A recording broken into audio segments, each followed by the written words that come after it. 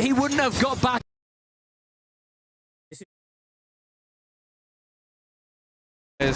Do step up to the plate now for Furia. The reinforcements are in.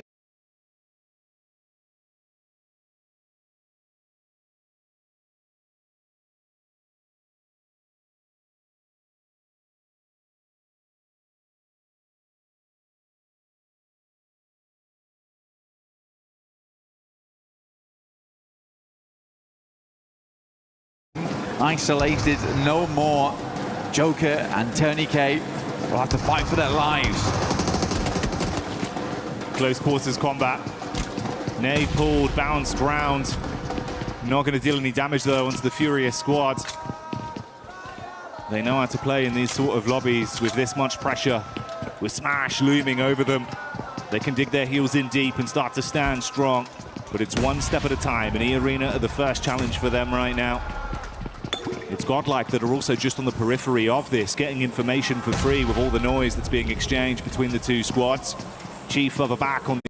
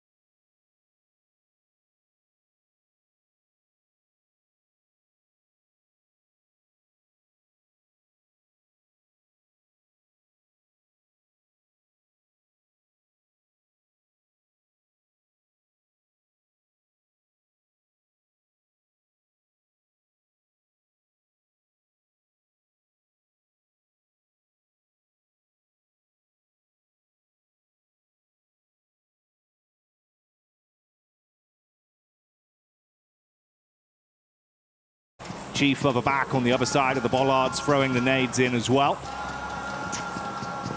Kind of an interesting setup here because they've got a big old split on over towards Testract and Neox. Very dangerous area to be in. So again, for E-Arena, you do have Schweppes as well as Mormon in the backlines and Stadium. They're waiting, poised, because they're sort of certain this fight is not going to go well. Require a bit of a sick play. It's a couple of plays from Tony K and Joker to get this working.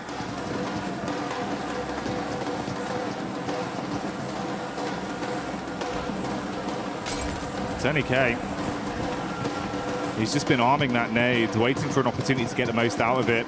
Yeah, quick head count on the util. He's only got 2 nades and the 1 Molotov in the back pocket. Furious starting to clear out the building. They want to go floor by floor, but they run into Joker. Good first hit. They respond back in kind. A 1-for-1 trade. And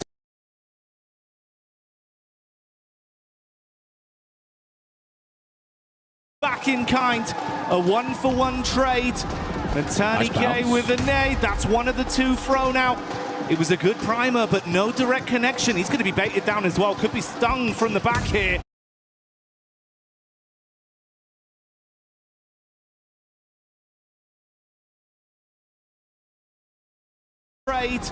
And Tony K. Do step up to the plate now for Furia. The reinforcements are in. Isolated, no more. Joker and Tony K will have to fight for their lives. Close quarters combat. Nay pulled, bounced round. Not going to deal any damage though onto the Furious squad. They know how to play in these sort of lobbies with this much pressure. With Smash looming over them. They can dig their heels in deep and start to stand strong. But it's one step at a time, and E-Arena are the first challenge for them right now. It's Godlike that are also just on the periphery of this, getting information for free with all the noise that's being exchanged between the two squads. Chief further back on the other side of the bollards, throwing the nades in as well. Kind of an interesting setup here because they've got a big old split on over towards Testract and Neox. Very dangerous area to be in. So again, for E-Arena, you do have Schweppes as well as Mormon in the backlines and Stadium. You do have Schweppes as well as Mormon in the backlines and Stadium. They're waiting, poised, because they're sort of certain this fight is not going to go well. Require a bit of a sick play. It's a couple of plays from Tony K and Joker to get this working.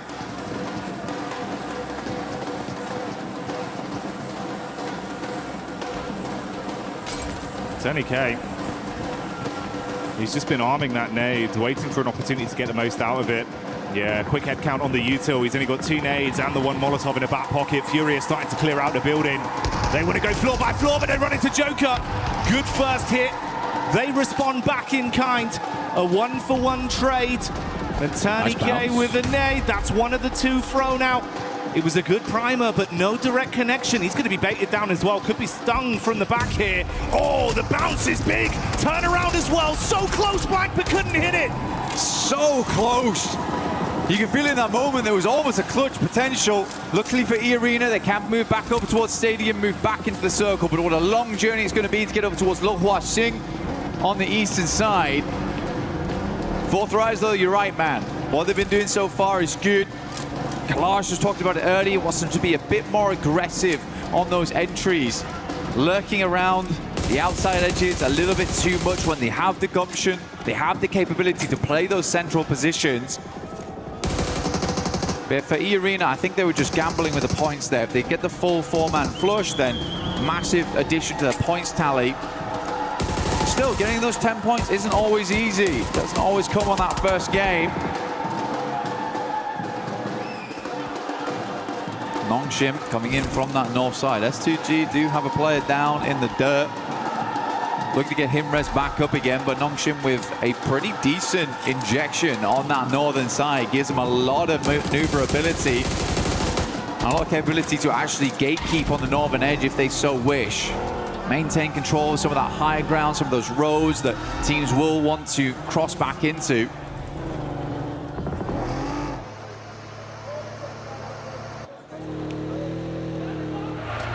It's almost poetic. It's been twice inside of this game. We've seen S2G and Ulf going against each other. Ulf coming into it to start the day here. They were in 8th place. I believe 61 eliminations over the course of the finals. Up to that point, they were in a pretty good form when it came to fighting. They've just got to maintain that pressure. 2 elims here. We've got the rotate coming over from Aurora. Furia out of the mix early though, Blank. And that's not what we expected to see. Godlike though, 10 eliminations. You can only imagine that full squad wipe over towards Fury came through from Godlike with a small assist from Fourth Rise. Yeah, Godlike certainly trying to put their name on the map today, but it feels a little late for them. At 67 points, they can earn those big rankings today. Grab some more cash on board, a bit more pride for the country as well. Overall, really big step up in that last day, which is why I was saying on day one, you got to give these boys time. It's their first time at an international here at PMWC, so realistically, they just needed a little bit of acclimation, essentially. And once that was done, they looked pretty damn good going in towards the later portions of yesterday and already starting out strong here on the first game of the day. Circle continues to center up around Mei Ran. S2G controlling a very, very good spot. It has been good control over the center for S2G throughout the majority of games. Some very good rotates. I mean, Solke has been in the game such a long time at this point. And that veteran mindset is really coming into play here, where he's seen a lot of these circles before. He's seen a lot of these rotates. And he can really lead the team to victory. Yes, some of the gun skill maybe isn't there for this guy, but he's still giving it gas when needs be. I think Solke's had a great step up, considering the amount of time he's been in this esport. You've got a lot of talent on that roster. You can pass the baton too if you need to rely on someone for a sick play mechanically as well. So certainly armed for some good fights. Talking of which, Aurora getting line of sight over onto the Vitality migration as they wanted to make a move straight past. Few shots on target, resulting in them going down to a 3-man squadron. And Tora that also have a similar flight path back over towards the zone. I'm curious as well, bro, the push down from Nongshim Red Force. Thunder-footed their way into the zone early. I was saying the consistency of this team looked good, but it's the fact they've turned on this aggression. They're willing to fight for a good position now, Blank. I mean, playing over towards the northeast side of Meiran, I mean, it's a bold maneuver, right? You don't try and play to hold out teams on the outer edge, but they don't get themselves too stuck into Meiran either. So they have accessibility to the rest of the zone. But this is a livable position in what is a bit of a dastardly circle. Now, E-Arena, we saw them coming in very late. They played over towards Stadium for a long, long time. Go over to recuperate after 2 players in Tony K, as well as Joker went down to the Fury a lot. Just on the heels, though, of OG. Mormon's going to jump out. He loves a scrap. In the meantime, the Elim feed's lighting up and the crowd's getting excited because Godlike, it looked like it was a struggle of a fight versus Ida, but they've turned it right around. They lose 1 player and are able to clean out the entire squad. So goodbye, good night, Ida. The second team to exit stage left in our opening game of Rondo, whilst E-Arena continue to chase OG. Keeping it pretty cool here inside of E-Arena. Smash ruling always changes how these teams play. So crazy as well. Godlike's just hit the 14th elimination on this game. They are cracking it open at the moment. Looks great to see. But yeah, for E-Arena, I do think you get in your head sometimes where for this game, for them, doesn't matter so much about getting ginormous points, but what does matter is just getting enough so you open up the capability throughout the rest of the day to hit that smash. But you can get in your head about it. You absolutely can. Soka moves up towards the western side. Nongshim is extremely pleased with this shift as they were already in Meiran, as we stated earlier. E-Arena was a little bit slow to the punch. Vitality finds the first here in top, but Axel will go down once again. Aurora has been hounding Vitality the entire game. No punches pulled there. Clean uppercuts. And with Vitality out, they'll be able to save their mate. Get Top back on his feet, recover from this. They saw the rotation from Hora, hard committing to get past them, now trying to get into the zone themselves. Meanwhile, Nongshim Red Force actually getting vision of their entry point, and they've instantly dispatched 2 of the players. They're pincered as well, Velula on the other side. So this is a ton of info for Nongshim and some extra points. Look at this shot from Doc. Really, really good stuff. Double spray down on the roll-up is crazy, even before they get anywhere close to the compound itself. And not a single dash of damage sent back his way. Very, very nice initial game here from Aurora, but they have a long way to go. Nick McGalaxy currently holding the backside on that southern edge. S2G blasting bullets in as Alula holds back Flash over towards the water side. Aaron out in the open, waits for the reload to come through and then makes the cross. Good timing on that one. These 2 sides hounding each other the entire time on Rondo. Feels like they're mirroring each other. Ooh, Orangutan from the side getting a look in as well. Soke feels that one, gotta drop off. Meanwhile, the team with a whole load of elims and Godlike wrapping down potentially to get a bit of a scout over towards the setup from E-Arena, Blank. E-Arena would be really bad to go out right now, and I can actually tell that E-Arena is playing fairly passive because they didn't take the opportunity, despite being ahead of OG, to hit Meiran hard. OG's actually been able to take up that position. But E-Arena, they want to live this game out. They are really giving a lot of teams liberties right now just to survive. One knock goes back over towards Godlike's way. They will reassess. But it's not carnage just yet. No, it's not, but it is a little bit of a crowbar that's been dashed at them, slowing them down on their potential aggressive play. That was from 4 Fribes as well, by the way. And yeah, we're hyping up the Godlike maneuvers, but they're currently sat on 11 elims themselves. And if they can vie for control of a decent position off the back of this skirmish inside, hey, maybe 4 Fribes are coming alive early. What's great for 4th Rise, right? In PMGO Season 1, they were top of the back seat because they came in with Smash Point very early on the first day. And I think that pressure got to them a little bit. It went all the way to match 6. They weren't able to put a lot of points, but they managed to make it through. The Arena, though, sending over. Joker does need to reinforce those backlines. Good shots from Schweppes, but immediately gets taken down by Huzaifa at distance. Manya up to the rock, but realizes he's got to push back off this one. Tony K, full broadside here. Manya should be able to pick up this flush. Good nade again, though. Now just S-Power. A lot to do, but this is the man to do it. He's the clutch factor. Whoa, saved by the bell on the nade, so low. Able to keep his head above water for a few more seconds. Good bounce back. Squad, oh my God. Bounces over, shuts down S-Power. Salme out, Adamino, the only one left now. That deployable cover barely keeping him alive. 3 players up still for E-Arena, looking to get further into this game. Admino might be able to go for the res if he goes for it now. I think they're going to sweep round in the vehicle, try and figure out what's going on back there. S-Power still down, knocked. Schweppes moves up, goes for the drive-by, has the information, and that is godlike out. So a good refresh on the gear, at least for E-Arena. Some more nades available, more ammo. They could swing back down towards that compound on the south side they held earlier on, because this is a hard south shift away from Meiran. E-Arena getting thrown a bone here, but still they have 3 players. They are not at full force. Let's see how they play this out. In the midst of this, that elongated battle that's gone on the whole map here between S2G and Ulf continues, edge guarding them coming out of the blue and keeping shots on target. It's worked out slightly worse for Ulf, down to a duo, but we do say goodbye to Solke on S2G, so a triple threat remains there. There was some fighting over from Nonshin onto OG inside Meiran as well. They were taking pot shots at them, so a 3-man squad living on amongst that. And 4-5's consistently keeping their head on a swivel as well. They were peppering bullets over to the E-Arena encounter with Godlike. Yes, they got some knocks, but none of those converted into points.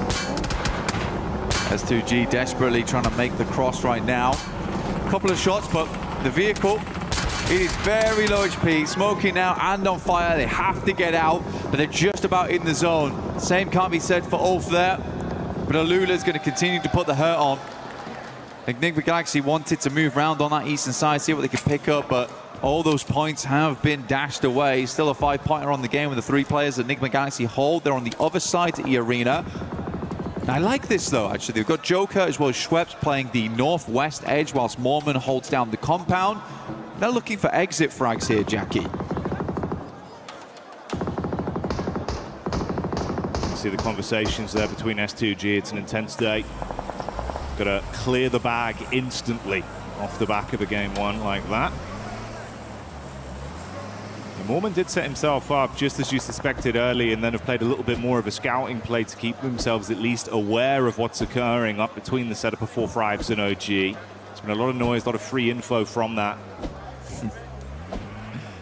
Don't mind this too much. Just trying to create a little bit of a dip to play around as players will attempt to leave from Meiran. That's OG on the north side. Likely first to leave. It's a gamble play, but they know they're close now. They know they're close. As soon as they start getting into those placement points, they get a couple more eliminations. They're set. Their goal in this game was far easier than most. Not looking for that chicken dinner, man. Back up into Meiran. Goodness me, we went back down south, back up north, and now Schweppes has got to go pick up Mormon. Plays up by the roadside. Not definite this ends in the urban area. Enigma Galaxy might want to make a send soon. OG loses 1 on a knock. Not flush, though. The 4th rise looking fantastic right now this game. 11 eliminations, holding a strong 2-2 split inside of Meiran, controlling both the run out from OG and scouting towards Nongshim. With Enigma turning their attention onto Flash, you can see Schweppes had already identified their setup far over. He was waiting for an opportunity to actually shoot some bullets their way. That was the call for it. No raw connection from this. He'll spot Satan on the rotate with the vehicle as well. Still debating if he can actually get some pot shots here, trusting in his source from distance. And this is also amongst Alula that are pushing up onto 4-5s. They knew they were fighting OG. They took a few pot shots, but now Quick's trying to take at least a little bit more aggressive space off them. Enigma Galaxy in a struggle position, and E-Arena can play this very slow here. They don't have to peek too much. Ralph already down there.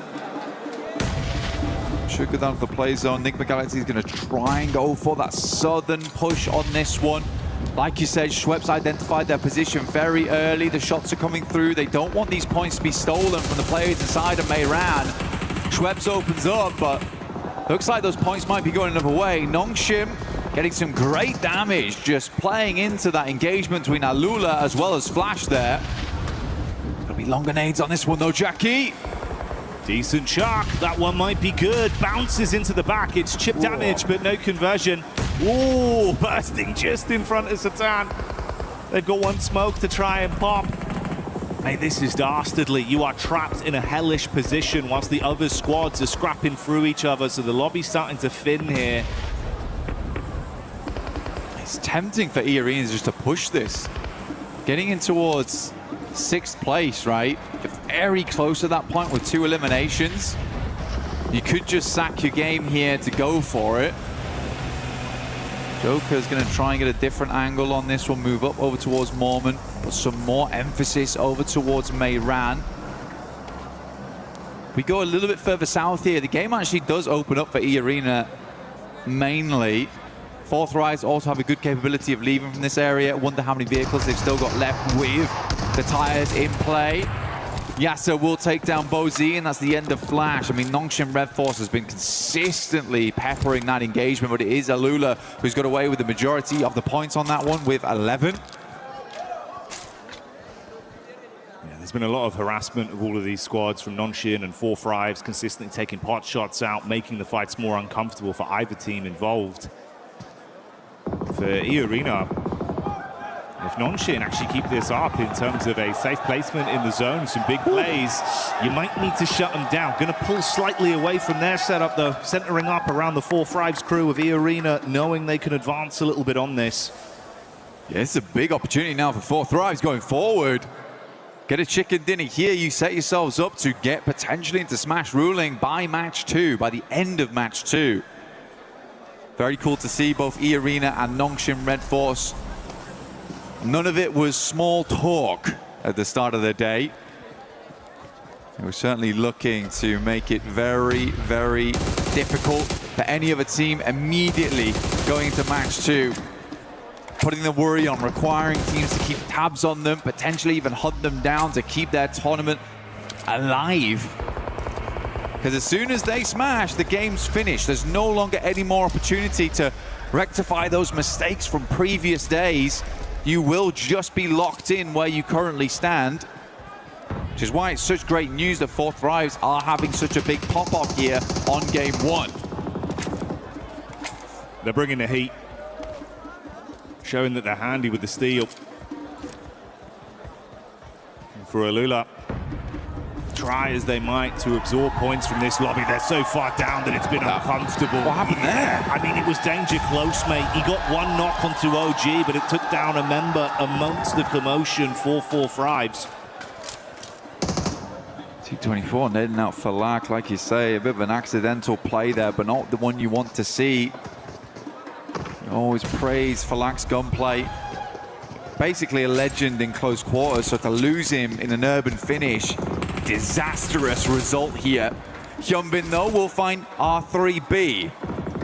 To send a nade over the top immediately to confirm. Is that in the window? I was going to say, that is a long lob on that one. By this time, it's a bit more difficult to hit that one.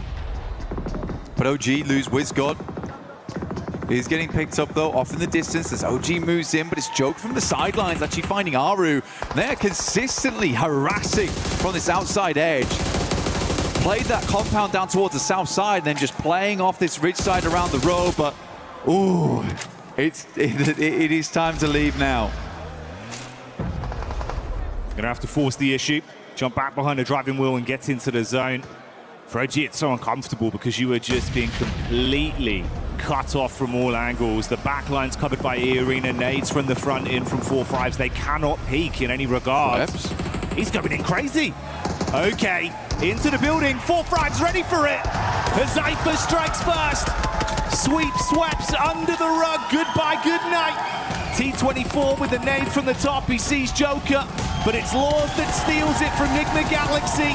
Nade over onto Wizgod in the meantime, as well as Yasha falls to Hyunbin. It's all turning into carnage. More man. Last left alive here. I think it's one more placing they need on this one, Jackie, as well.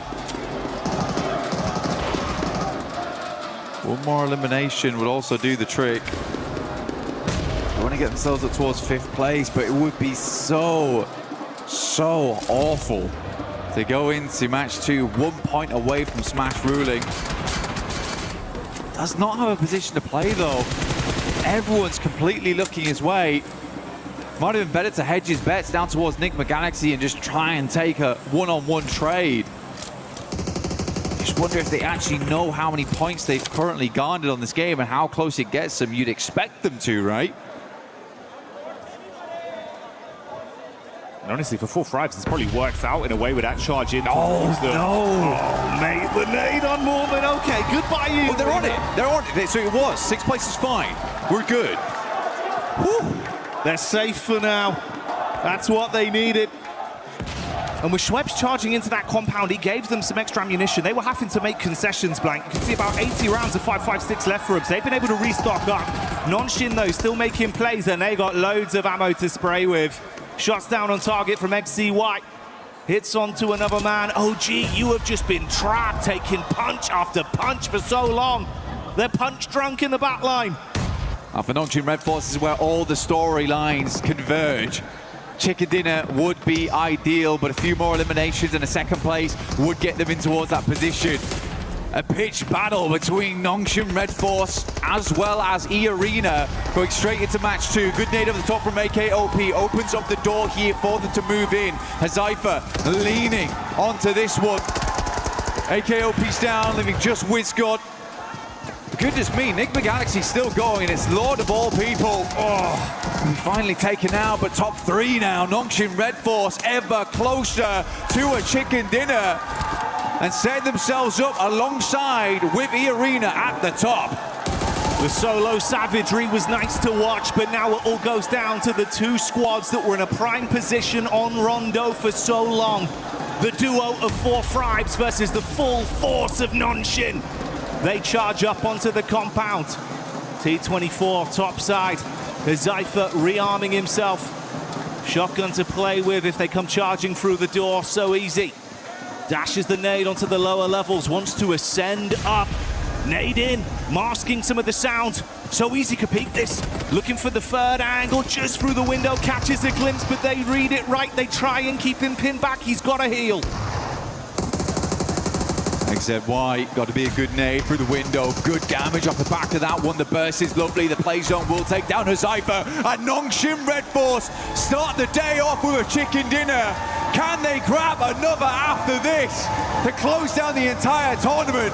They've got Red Force, they've got Daka. This team looks good. Nonshin have seen red, and the aggression has come out when it's needed.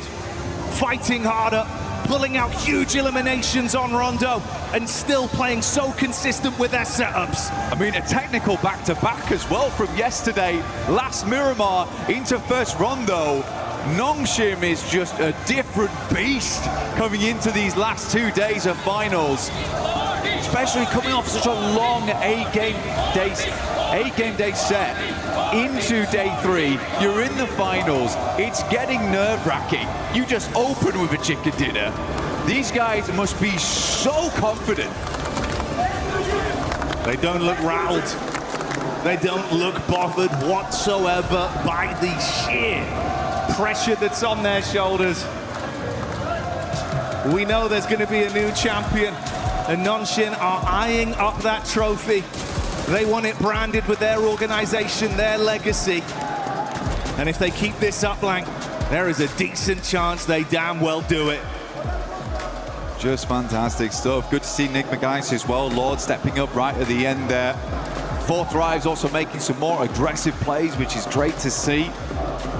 Yeah, there's some familiar faces. I think E-Arena panicked a little bit, but they just about made it right at the end there. Losing for lack for 4-Thrives was a fairly big deal, but OG also getting in towards a late game. Aru making some good calls that match. I think Nick Begalaxy also was very resilient that game to get where they did from where they were playing, so difficult, and then Lord able to sneak his way in. Oh man, you were bigging up Lord earlier into the tournament, right? Saying it's the fact that you've got Coops and Lord. That sort of collective in unison that's doing so much for this team. And again, there, in a situation where it felt like you were out, Lord goes off with the solo shenanigans. Oh yeah. Hey, do you know what that is? He's got the Brandon on the go, mate. That is the stamp to get into the Winners Club. Nongshim Fighting, we'll be back soon.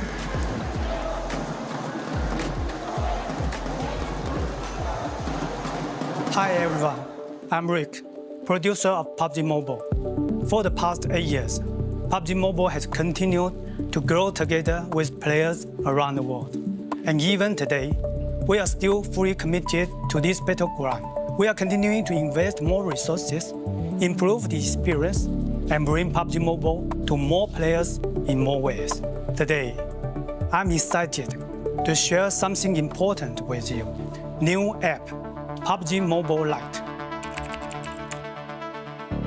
For us, PUBG Mobile Lite is not about making a smaller game with a smaller experience. It's about maintaining the high-quality PUBG Mobile standard while giving players a lighter and more accessible way to play. We know that different players have different needs. Some players want the full PUBG Mobile experience with the richest content, all sorts of highest quality gameplays, and everything the game has to offer. For those players, PUBG Mobile will continue to be the best choice. But some players want to jump into battle faster, save more storage, and reduce the burden on their devices. That is why we are creating PUBG Mobile Lite. PUBG Mobile Lite is a lighter version of PUBG Mobile, built for players who want a faster and more flexible way to enter the battleground. The initial download is only around 1 GB on Android and under 2 GB on iOS. There is no extra mandatory package before your first match. Once the download is complete, you can load in and get straight into the battleground. We also made PUBG Mobile Lite more flexible. You can choose which extra modules to download based on how you like to play. At the same time, PUBG Mobile Lite is still connected to the PUBG Mobile experience. The classic Arango map, supplies, and core combat are designed to match PUBG Mobile, so the battle experience remains authentic and uncompromised. If you already have a PUBG Mobile account, you can log in with it on PUBG Mobile Lite. Your own items can carry over, so you can continue using the outfits you love. You can also team up with your friends on PUBG Mobile, so your squad can stay together with no social barrier. Going forward, PUBG Mobile Lite will stay updated alongside PUBG Mobile, so players can enjoy new content together. We are targeting an official launch PUBG Mobile Lite later this year. Please stay tuned for more updates, and you can pre-register in the store from August 25th. Whether you are discovering PUBG Mobile for the first time or returning to the battleground, we are excited to welcome you to PUBG Mobile Lite. Winner, winner, chicken dinner. See you on the battleground. We will see you on the battleground. PUBG Mobile Lite pre-register August 25th. I'm excited for it, Max. I know you'll probably end up making a video about it on your Instagram, which is what? Remind me again? It's Maxman Cast right now on Instagram. But no, I get comments, I'm not joking, Seven, every single day about PUBG Mobile Lite. When is it coming back? When is it going to get an update? It's getting an update later this year. Oh my goodness, the world is going to be loving some more PUBG Mobile action. 100%. I'm excited for it. Hopefully you guys are. But I'm excited for the match that we just had here, because E-Arena definitely able to cross that threshold for being in the smash zone. I mean, they truly analysed the situation. They had every opportunity to get rid of NGX from that, I guess, southern side of zone. But no, they kind of already knew that they did enough to hit the threshold. And I mean, it was kind of all to Mormon's sort of intel on OG and for Thrives. They had quite a bit of line of sight on them, their position in zone, but incredibly calculated from them.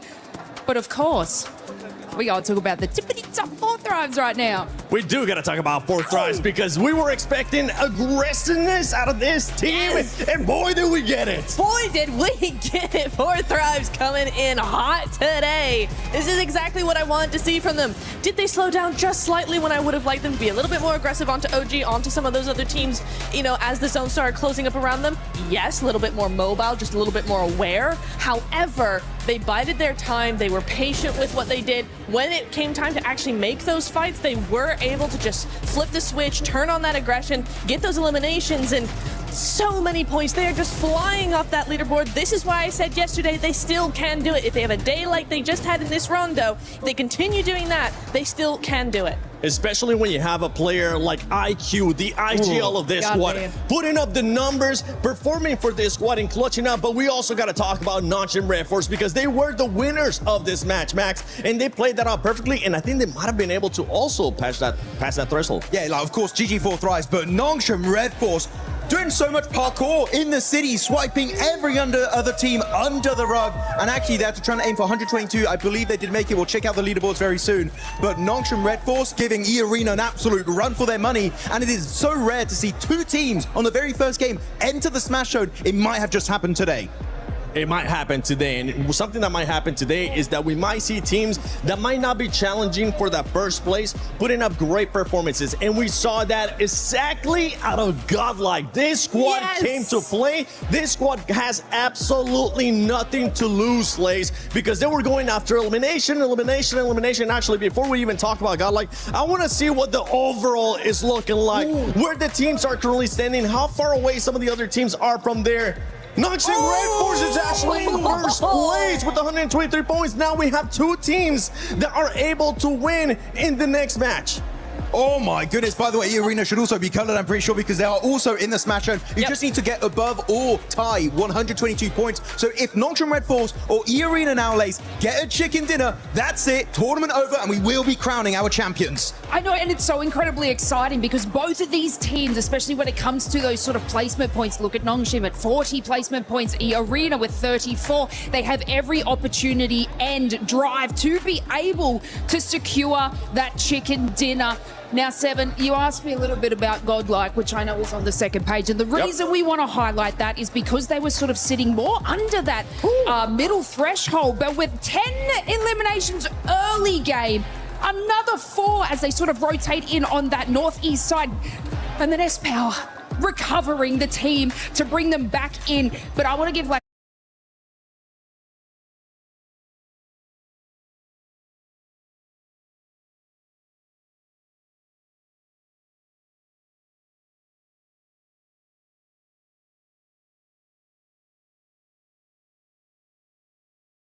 like a kind of a little special shout out to Admino having an absolute banger of a game too. I think it was about 7 eliminations just by themselves, and they were able to sort of scout and hold that, and just getting like that 15 elimination points on the board is insanity, especially from where they were sitting earlier today. But I want to check real quick the rankings. We did see for a quick second there. 11 points away for Four Thrives now. Jumping around from the middle pack. 11 points away from top 3. The comeback is happening. This is what I keep saying.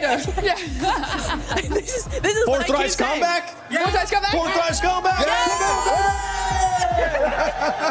Because this team, I actually got a chance to talk with Falak. If you want to check that out, go to my Instagram at the 7WG. But we're now seeing the race to Smash. There you go. You see Four Thrives 23 points away, which this is a perfect start for that team, getting more than 15 eliminations, getting in the top 2, and now they are just 23 points away. And if we know anything for this squad, with the way that they're playing, with what we have seen out of them in PMGO Season 1 this year, they could make it in the next match, as long as one of the two teams at the top don't end up winning it. Well, exactly, yeah. So this is the case, this is the scenario where, you know, neither of those teams, Nongshim or E-Arena, they don't win next match. We do go into game 3.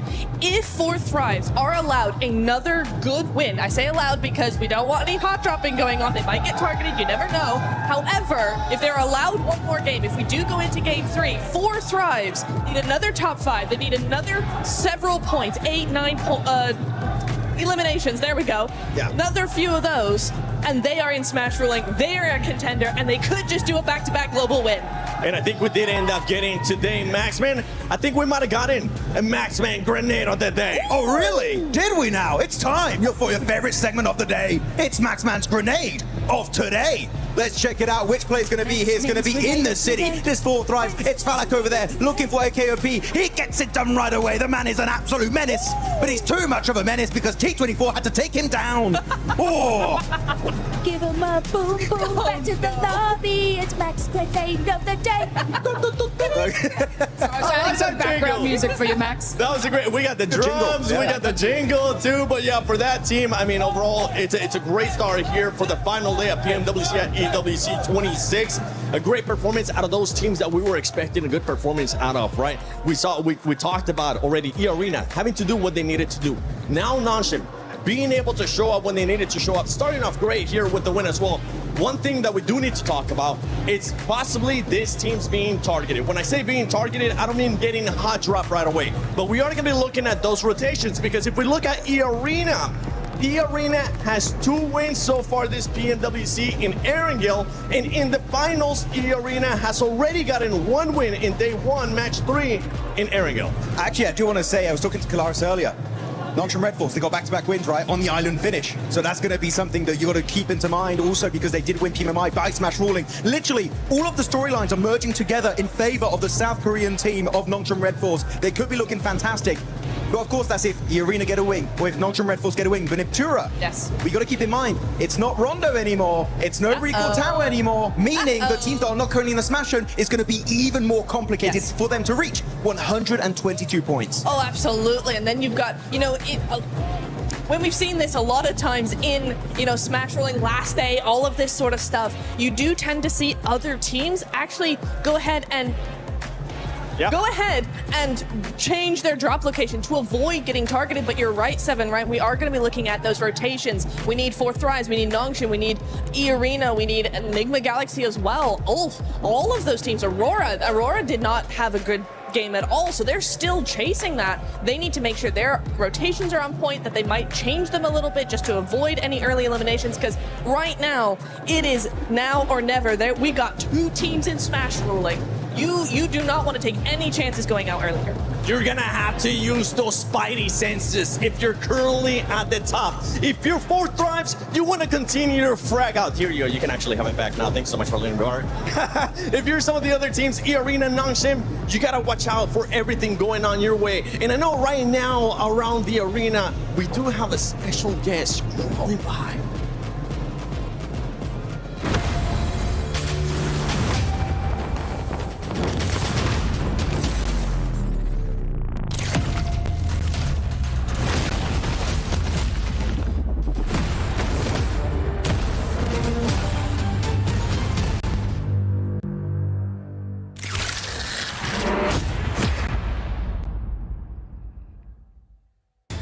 Spider-Man is officially back in PUBG Mobile. Some of you may remember the collaboration in 2022, and this time he's returning to Erangel.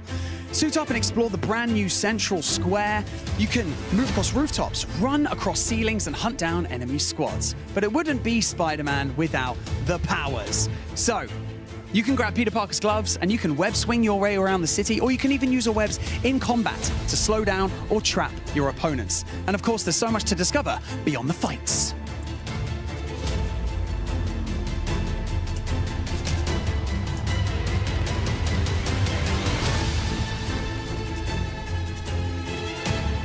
You can visit Peter Parker's apartment and hunt for hidden Easter eggs inspired by the world of Spider-Man. From Peter's messages, to secret clues, to hidden surprises that you're going to have to find yourselves. And remember your favorite Spider-Man movies? Well, here's your chance to recreate those iconic moments.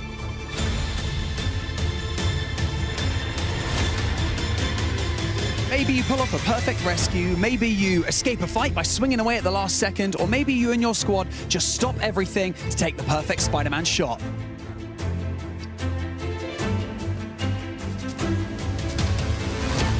So, if you haven't jumped in yet, grab your squad and experience Spider-Man in PUBG Mobile. Also, Spider-Man isn't only swinging around Erangel today.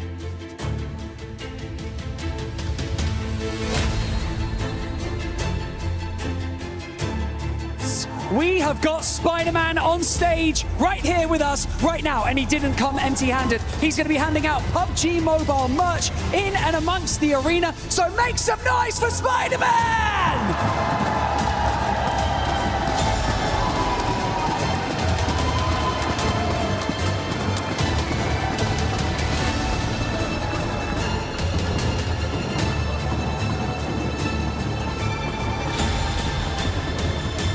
it's good to see the heroes back in action on every single front, from Spider-Man to Hyunbin and the rest of Nongshim. Heroes is the name of the game today. These teams have been heroes in their own right. For Nongshim Red Force, what a push to hold down Meiran and find their way to that smash zone. E-Arena held their nerve. They played that west side well, and they just got across that line. It was surgical precision on that 122. Surgical is the perfect word, because Rondo did not disappoint. Yeah, we got Spider-Man here to save the day, but we got two massive threats in the lobby now. We've got E-Arena and Nongshim Red Force that can end the tournament right here, right now, with one single chicken dinner. That's all it's going to take. We saw Nongshim just do it. Can they pull it out the bag again? But it's not just those two teams, as the desk, as Blank and Jackie were saying before as well. There are other teams waiting in the wings, now staged with the points that they earned from that previous game, from that Rondo, to jump into the smash zone. There are probably at least 6 teams that can do it this match and join them. So if we don't get one of those smash chicken dinners, it is going to get hotter and hotter as the day goes on, because I don't think we're only going to see 2 teams breaking that barrier today. Yeah, I'm glad we were able to get on the cast here for it to at least cast one game, right? Absolutely. This is absolutely insane here. My hopes and dreams are coming true. Could we see 6, 7 teams in the Smash Zone with one single squad that could win it? That would be insane. At the same time, though, right? You gotta stop these 2 squads, because if E-Arena or Nongshim Red Force win right here, that's it. This tournament is over, and one of them is walking away with $500,000. Hey man, I caught Coach Pecco for Enigma Galaxy on the walk over to the caster booth just now, and he was saying, I asked him, hey, you gonna target? And he was like, if we know it's them, things might get a little bit nicer. Hey, you know, I can't say, but yeah, I feel like that is the sort of situation where teams who are certainly below those top 2 will really hard commit if they find one of these teams in a fight. The third-party targeting will definitely be high on the menu for a lot of these teams. It has to be. It really does. I got a chance to talk to Knight, as a matter of fact, the coach from Furia, and because in Brazil, these guys have had so much practice when it comes to the Smash ruling. Furia themselves have smashed in multiple of their regional tournaments. So I was talking to them, I was like, hey, exactly the same question, right? If you see a couple teams in the Smash Zone, will you guys go out of your way to take them out? And they said, well, at a certain point, we have to. You know what I'm saying? We know what's at stake. If we have to risk a bad game to ensure that we can continue in this tournament to possibly come back, we're going to do it, right? So even if it's a crash and we lose the fight, we're taking a couple of those players with us. So the whole lobby, honestly, really needs to have that kind of same mentality, because if you want to be able to move up the leaderboards, there are massive jumps in prize pools as we go from 3rd, 4th, 5th place. So you want to be able to stay in this tournament as long as possible, and this one's going to be a fun one. We got a nice Eastern Circle. I don't know about nice. It's certainly an Eastern Circle, though. It's going to push all the way out towards Milta, east of it, and Milta Power. Lepovka's in there as well. A lot of water here, Jukes. So that is going to be tricky to navigate. Enigma Galaxy will not be getting hot drop currently, but Ulf might try and step in. Ida clashing with Tianba over on the western side. A very, very close drop. And of course, we got our big threat of the lobby on a bike. Finally finding a vehicle here. And they're going to go ahead and be looting all this north side of Georgeville Hospital area. And since it is such an Eastern Circle, right, I wonder how much these teams are going to be kind of even thinking about possibly a rotation camp. Things like that are going to start coming into play here. And yeah, man, this is gonna get intense. Yeah, a lot of teams looking to put pressure on as the fight near Gatka between Ida and Tianba is still popping off. Remember, this is an adjustment from Ida to move out this way with the plane path as south as it was. They are going to get stuck straight in with Tianba, and neither team is looking super happy about it. Aching on the inside of the building. Swain on the top floor now has Eagle to contend with as well. Drops a nade down to the ground floor. He tries to fend off the remaining 2 players. QZZ unlikely to get picked back up here. Does bleed out in the end. And a step forwards. Swain rebuffs. One more barrel, but it's not enough to blast it back. Tianba survived, but with only 2 players. And Horror can just move in and maybe just sweep this one through. A very strange hot drop coming through over on Gatka. Terrible. I mean, honestly, you just disrupted this lobby so much, and Tiamba are devastated. Now down to just 2 single players. Aching jumps out, just desperate, trying to do something for his squad, and Eagle is just standing still, just saying, like, not like this. Not like this. Aura have been a little bit quieter during the course of these finals. Not the fans, that is, the players. The fans have been plenty loud and we've loved it, but they haven't quite had the performance that we were maybe expecting from them coming into the games in these finals. It's not going to be enough. I don't see them catching up when we've already got 2 teams in that smash zone. It is a bit unfortunate. It is not great, but they can look pretty good in game. We know that. And one of the ways that you can look good in game at home is with the Naruto skins. Make sure you're heading into game to pick up the character sets, the Ninetales Fury Org, and you can look as good as anyone taking on those ninja challenges. Yeah, get that ninjutsu going. And honestly, yeah, it seems like Aura, OG, they're going to need to bust some of that out if they want to be able to make a crazy run for it. Mathematically, it is still possible, right? If Aura, they start with 3, they're going to need a 20-point game here, a 20-point game in the next one, and maybe even another one after that. It's triple back-to-back. It's triple back-to-backs, you know what I'm saying? We still have enough games to do it. It's just going to be tough, especially considering that there's going to be quite a few teams in that smash zone very, very quickly here. That's if this game even continues on after this one. So a lot of different factors to play out. The problem also is the fact that we get later and later into this tournament, the desperation is going to raise tremendously, right? So these teams in the mid-pack are going to even start playing hyper-aggressive because they're going to know, right? Their coaches are going to tell them, hey, man, look, you made it all the way over here to Paris, all right? You either get 20 points or this was all for nothing at a certain point, right? Well, there's still placements on the line and all of that sort of thing. I'm just looking at the map at the moment, and I'm seeing that Nongshim Red Force might be in with their first fight in a moment, which is going to enlighten the rest of the lobby as to sort of where they're playing, what sort of conflicts they could be running into. A 2-2 split across Milta right now for Nongshim, as they did not fully or firmly hold the bridge against Alula, so that crossing does come through. And that central glut of teams, and now they start to take shots. Alula in the hovercraft have plenty of armor to rebuff the first volley, but there's more still being flung down range, and it's going to have to divert them on the long road. They find the knock, and there's the flush. Nongshim Red Force extract the first point. Wow, okay, so they end up getting a point on that. Pretty wild. And Alula are in this next circle, down a player.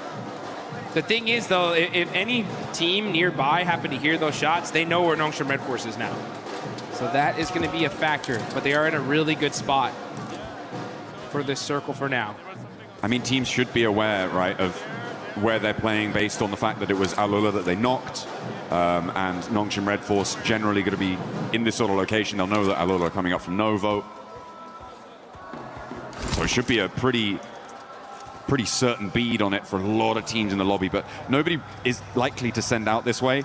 Maybe Aurora could try and crash into it and cause some problems. Vitality are actually holding the West Bridge, which is interesting, over on that ferry pier side of things. So if Aurora decide, you know what, we're not going to go over to that east side, we're going to try and break west, Vitality is still lying in wait for it, which I'm not too sure about. I'm not sure if I like that. Yeah, it's going to be tough here as you got some pretty wild rotations here. Speaking of wild rotations, we got Enigma Galaxy rocking their 2-2 split. The same again. Same again. You know, I actually talked to Ralph a little earlier this morning, asked him like, hey, you're going to continue to do it? They're like, yeah, you know, it's worked for us in the past. We're going to try it out. We've noticed that on the west side, had a little bit of unluck with some pretty crazy pushes, but we're going to give it our shot here, and we'll see if it pays off for them. I mean, they did win a chicken dinner from a circle similar to this, on a rotation similar to this. Obviously, it was a different lobby. It was a different time. We were different people, Jukes. We were so much younger. We've grown so much. Yeah, exactly. We've come so far, but they're going to look for that regroup at some point. Getting through for that regroup is really the difficult part that we've seen for Enigma Galaxy on this regroup rotation. Getting through the glut of teams right now, I'm not too sure how that's going to work. They may have to go on the boat, maybe head up all the way north of Lepovka and go all the way around. That would be, I mean, maybe not sensible, but possible, certainly. It's difficult, and they are going to get on the road right now to see what they can find. E-Arena are also starting their move in from South George. As we can see, we're on board of them, just passing the north side of school. to head towards the center of this circle as it centers up on that Milter Hill near prison and mansion. Rotations are coming as we are zooming in to Erangel. What kind of circle we're going to get here? All right, just beautiful center up. Very typical. A lot of these teams were expecting this, and they got it. Now you see Enigma Galaxy, right? They're going to be on both sides of this circle. It's going to be very difficult for them to get to their teammates here, so we'll see how this pays off. But we still got some teams still trying to get in this zone. E-Arena pushing in super late because they land over there in North George. Aura still in Severny. And you got Vitality going on the other bridge here, so they're going to be super late in the circle as well. Yeah, Vitality's still on the West Bridge. I don't like it. I think this is way too long. You're overcommitting. No one's turned up. Not too sure what the game plan was there for Vitality. It's not the same team we saw from their stages. Sad. So Yeah, unfortunate. It's the same thing we saw in PMGO too. Yeah, it's a big drop-off, which I'm sad to see. Enigma Galaxy, they get their back duo caught up in a regroup, and this is exactly what I was worried about. It's only going to be Lord. His vehicle's on fire, and he goes down because he hops out. As it's on fire, they lose their back too. I guess, yeah, Ralph, keep doing that. See how that works out for you. Yeah, I saw his player cam, and I could see he said, what the heck? You know, what happened? How is this? Why are there players here in the middle of the circle? How did I get knocked? What? Oh, that's crazy. That's super unfortunate. The 2-2 split, man. I mean, losing players like that is so rough. We'll see how it all continues on, though. That's if we have another match after this, because Nongshim Red Force are on the south side of Milta, full squad, looking dangerous. On the other end, you got the other Titans of the lobby, E-Arena, holding down the north side. So both these teams able to secure a position as a full four-man team. A vice grip on the circle right now.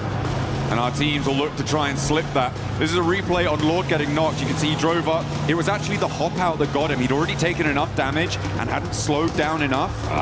He hopped out of the vehicle, kept that momentum, and it was the fall. He hit that ground a little bit too fast. The ankles. Just rolled the ankle, man. That rolled the hurts. ankle. And now Coops and Satan have to do it all on their loans.